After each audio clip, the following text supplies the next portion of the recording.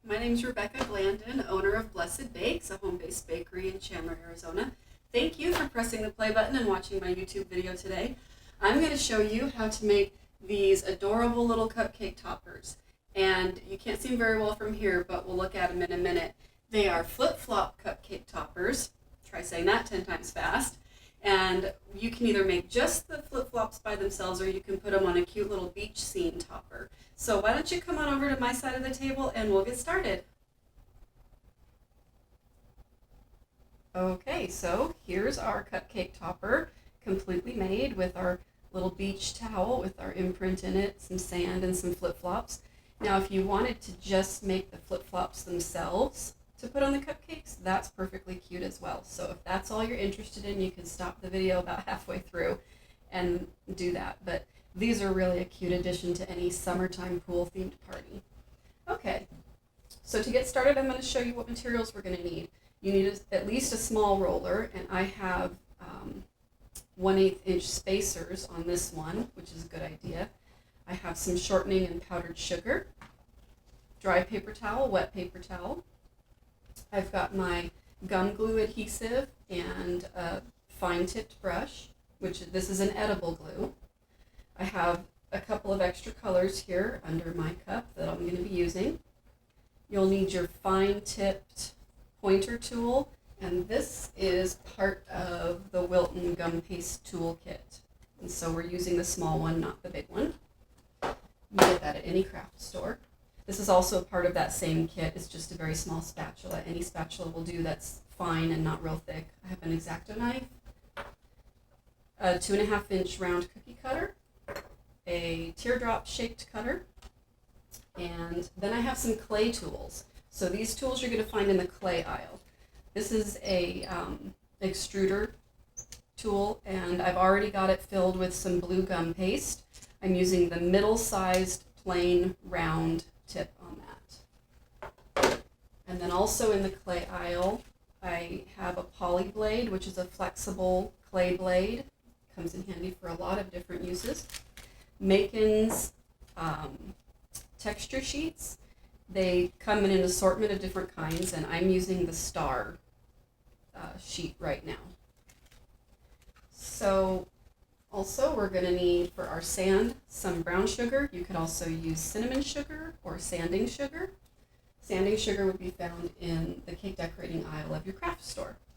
Okay, so to get started, first thing we're going to do is make our flip-flops. And I've chosen to make mine in a coral color.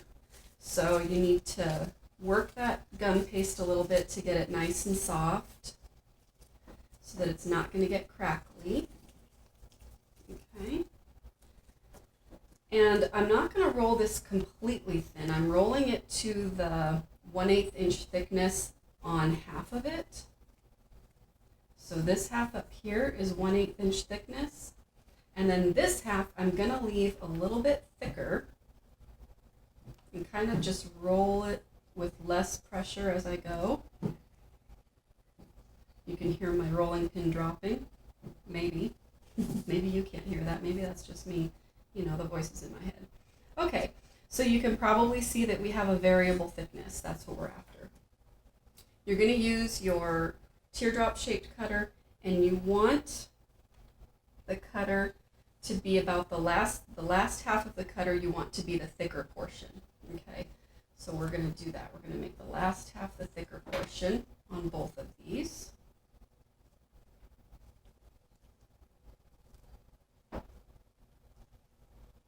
Okay, because that's going to be the heel. So if you can see that, it starts out somewhat thin, gets a little bit thicker. That's what we're after. Put these point up on your work surface. This cup is handy because then I can just take my gum paste and stick it right under there without having to wrap it back up again. So I'm going to take the round part of my teardrop cutter, and I'm just going to take the very tip off. I'll do it this way so that you can get a side view. I'm just going to take the very tip off of there, like that. Okay? So that's what you're after, is just getting the very tip off. And you can eat those if you want. I kind of actually enjoy gum paste. Now, the reason that we left these a little bit thicker is because now we're going to press that heel down to round it out a little bit more. Looks like I've got a crack in my glove. That's what happens when you wear the gloves sometimes. So I'm going to try to smooth that out. There we go. And then on my next one, I'm going to do the same thing. Okay. Now I'm going to transfer these to my paper towel so that they're not going to stick. I kind of want them to be able to slide around. There we go. I'm going to add an instep because I think that's a really cute idea. So I'm just going to take my pinky, push it in. I've deformed it a little bit around the edges, but you can fix that. Whoops, sorry, I didn't mean to bump you. Okay. And then I'm going to take my pointer tool, dust it in my powder. We're going to add 3 little holes here. And maybe we can get a little closer in to see what this looks like. We're going to put one right there, kind of twist it around. And then one right where that instep is. And then right across from it. Okay. Right at the instep and then right across from it. There we go. And then we're going to grab some gum glue. We want these sandals to be totally ready when it's time to put our straps in, because the straps are going to want to dry out fast once we get those rolled. So we've got our adhesive in these holes ready to go. Okay.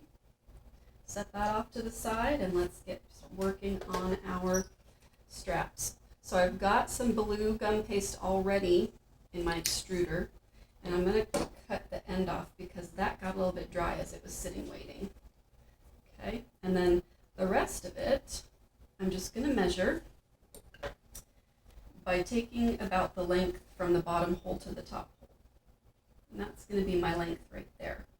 So I'll do 2 of those.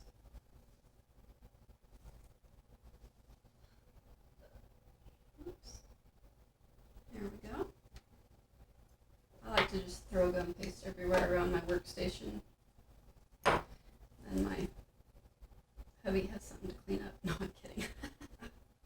No, I'm really not. Okay, so we're going to come about halfway up and try to cut as evenly in half as we can. So about halfway up this strap, we're going to cut it as exactly in half as we can. If it's not perfect, don't panic and you don't have to redo it, because I'm going to show you what to do if you don't get it perfect. All right, so I'm going to roll this in my fingers, giving more pressure at the end so that I can bring it to a point like this. Okay, and then I'm going to do the same thing with each of the other ends of the strap. Just going to roll it between my fingers to bring it to a point. Those are going to be nice long straps. And here's a good example of what to do when one strap is longer than the other. Okay, this one's a little bit longer, so I can really just take a piece of it off and re-roll it again to lengthen it out to make them a little more even. Okay, roll this guy the same way, and each of the ends. And you want to roll them so that they're rounded and don't look so much like they've been cut. Okay, and then once you've got those rolled, you're going to take your one end of the Y and stick it in the top. I like to use my little pointer tool here to bend it right over the top to give it that arch. It also helps me to aim those little straps into the holes where they need to go. And this tool comes in handy for putting things in small places. Okay. These straps are a little bit longer than the other ones I made, so you can adjust that for your taste. If you want the straps to be a little shorter so that the arch isn't as high, you can just pinch some off the end and re-roll it between your fingers. Okay. So you want to make sure that that strap really gets in that hole. There we go. Okay. So there you've got your little pair of flip-flops. I'm just going to set these guys up here on my foam to start drying.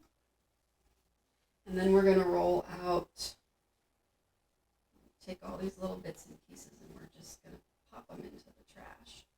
Okay. Now we're going to roll out our beach sand. done with our pointer tool. So I'm going to roll out the beach sand to be this 1/8 inch thickness. So I don't need to do any fancy stuff there like I did with my flip-flops. Okay. Hopefully this is a big enough piece. There we go. Okay. Whoops. That's fingerprints in it. Okay. Cut out your circle, give it a twist to make sure your edges are clean. Okay. Now we're going to put our sand on. Okay.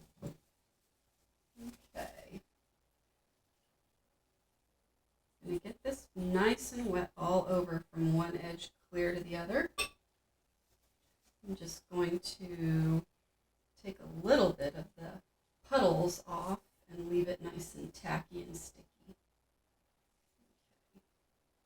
And then as you turn it over, you can sprinkle more on and really press it down in there so that we're getting a nice gritty sand going on. There we go. That looks great. And clean up the edges. Okay. Now I'm going to use my wet paper towel to make sure I don't have any of that sugar on my work surface before I roll out my towel. Now I want my towel to be green. So I've got my green gum paste here ready to go.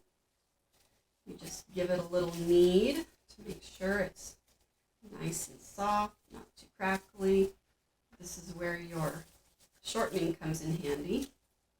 And the gloves are nice because it not only protects my food from my own hands for sanitary reasons, but it also helps keep all the gunk off my hands while I'm working so that it's not as, gunky. Here we go. We're nice and smooth now. Doesn't need to be perfectly without cracks and wrinkles because we're going to roll this. It's going to look pretty good when we roll it. Okay. As we roll it, it works out those cracks and wrinkles, and I want this to be thinner than my 1/8 inch, so I'm going to take that measurement off, those rings off of my roller. Okay, that's about how thin I want it. That's probably about a 1/16 of an inch, so that would be the Wilton Pink roller guides. So I'm just going to lightly imprint this in here so I can see the size of my circle, and then that's going to help me decide how big I want to make my towel. So I want my towel to cover about half. I'm just going to make a nice little rectangle here so that it covers about half of my cookie or my cupcake topper. Okay. And then we're going to put our imprint on there. So I'm going to take and find a star pattern that I like. I like that one. And I'm putting it with the rough side down. If you want the stars to stand up from your work surface or from the surface of your towel, then go ahead and flip it over so that they'll stand up. So I found a nice little pattern here that I like for my stars. And you're just going to roll lightly. You don't need to press really super hard. You want to press hard enough to get a good imprint, and you see that my edges got a little messed up, but that's exactly what we're going to use our spatula for again, to just kind of clean up our edges there. Okay. Now, enter stage left, our cupcake topper, and we need to put a lot of gum glue on this. Usually when we're working with gum glue, we're trying to just put a very thin, light coat. But this time, we're going to get it nice and goopy because we need that gum glue to get down past the sugar and onto our gum paste topper. Okay. So I'm going to give it a press, and as that sits, it's going to work its way down. And I like to have the edges hanging off a little bit. I think it's kind of fun that way. So here I've got a pair of flip-flops that I made already. and they've sat and dried, and that's the best time to put these on so that when you're pressing down on them, they're not getting all out of shape. So we want to do the same thing, putting a nice amount on the heel, and then we really only need a little bit on the toe, because the toe is going to go onto our Gumpaste towel. So that doesn't need to be quite as goopy. Give it a nice firm press, especially on the back side. And then the other one, I'm going to get it nice and goopy all the way around. Okay. I'm going to put this off to the side like this. Press it down. Okay. And that is it. That is your beach-themed cupcake topper. Very cute, coordinating colors. You can do all different colors and all different patterns on your towels. You can draw on your towels with edible markers. That's also a cute idea. And pretty simple. So make sure that you message me if you have any questions or comments, or if you try it, please take a picture and show me. I would love to see what you do. Make sure that you subscribe to my YouTube channel so that you can get the rest of my videos. I'm going to be making a lot more, so I'd love to see you here again. Thanks again for visiting with me today. God bless.